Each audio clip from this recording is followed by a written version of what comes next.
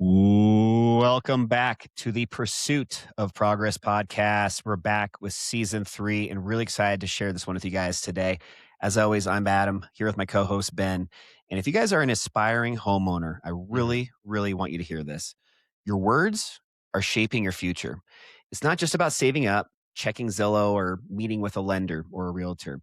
Before the plan even starts, the belief has to be there. And belief starts with your language. So today's episode is personal, it's practical, and it's powerful because, especially if you're on the edge of that next big life step, like building or buying your first home in 2026, this episode is meant for you guys today. So we're going to break down why the words you speak and who you say them to can literally change your brain, your confidence, and your results. So let's dive right in. Ben, what's going on?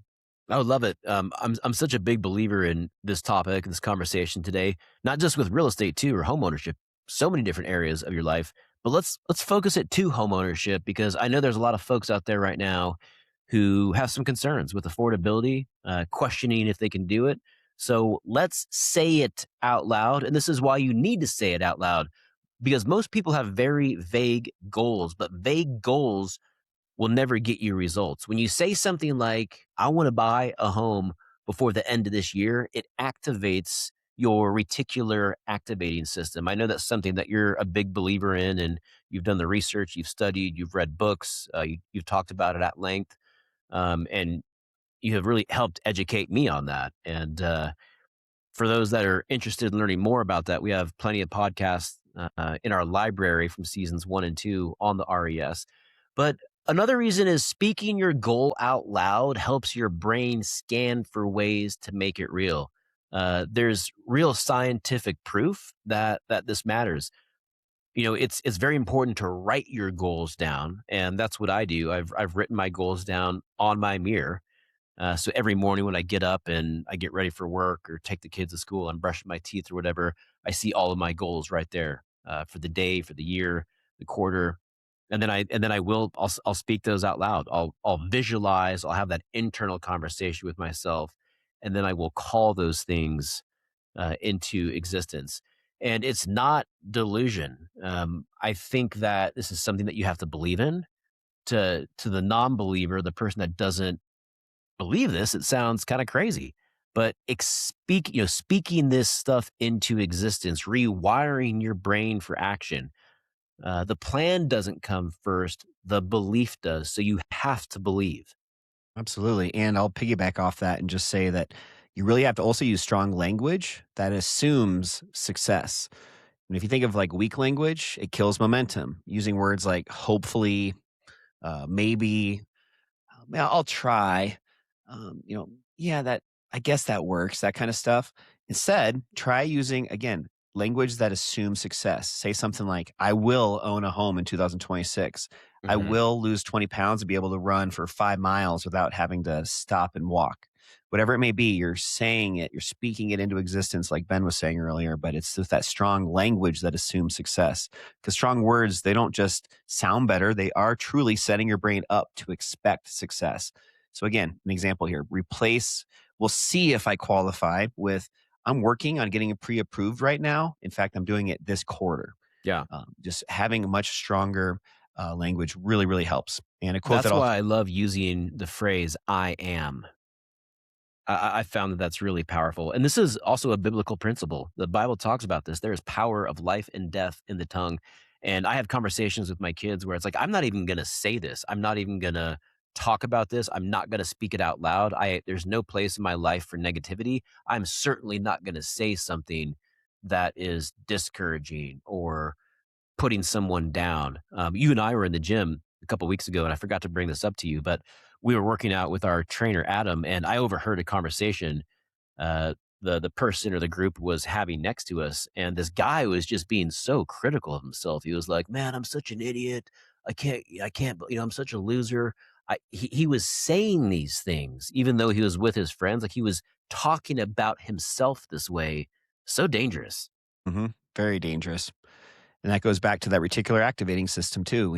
The more positivity that you put out there in the universe, the more likely your brain is going to pick up on that and start tracking that and focusing on that and finding that and bringing that into your life. That same exact principle goes with negative thoughts too and negative language. Mhm. And not that and not just that, when you say these things, say it to people who actually matter to you. A big reason that I have found most people don't speak their goals is because they're afraid of being held accountable. We've all been there. Um, it's easy and comfortable to have goals, but then not tell anyone. Hmm. So when your goal is to go to the gym 5 days a week and you're 2 weeks into January at the start of a new year, you haven't gone to the gym a single time. Well, you don't have to answer to anyone. And that's why people don't share their goals. So get out of your comfort zone and share your goals with the people who matter in your life. It doesn't mean that you need to broadcast it, put it on social media, tell the world, but do share it with the people that matter. When you keep it inside, it's so easy to quit quietly. We've heard of quiet quitting in the workforce, but a lot of people quiet quit on themselves. They check out. I'm done. They're not necessarily telling anyone this, they're just giving up internally. So tell someone to make it real. Now you've got a witness. Find 2 to 3 people this week and tell them, "I'm gonna buy a home this year." Make the goal clearer, set the timeline, and be specific because you can make it happen. Absolutely.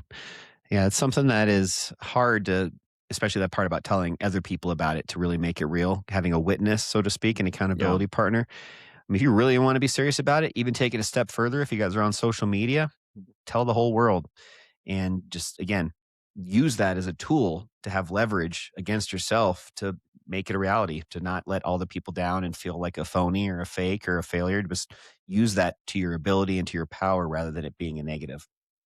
And then go do. Go do, baby. Well, I want to kind of add to that, just talk about the words specifically that you are using.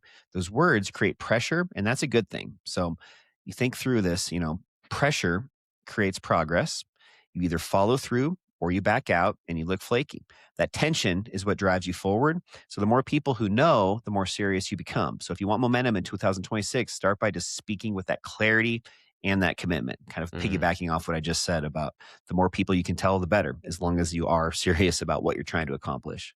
Leave with purpose. Speak with purpose. From our episode last week, visualize with purpose. What does that version of you 5 years in the future look like? Imagine that person, speak to that person. There's Hmm. power in your words. Believe that. Well, let's go ahead and wrap this one up. But here's what we know for sure: if you want to buy a home in 2026 or do anything big whatsoever, the belief has to come first. Not the perfect plan, not the ideal conditions, just the belief. So speak it out loud. Say it like it's already happening. Tell your people, and then watch what happens. We'll see you guys next week for another episode of the Pursuit of Progress podcast. Until then, keep building, keep moving forward, and keep saying it like you mean it.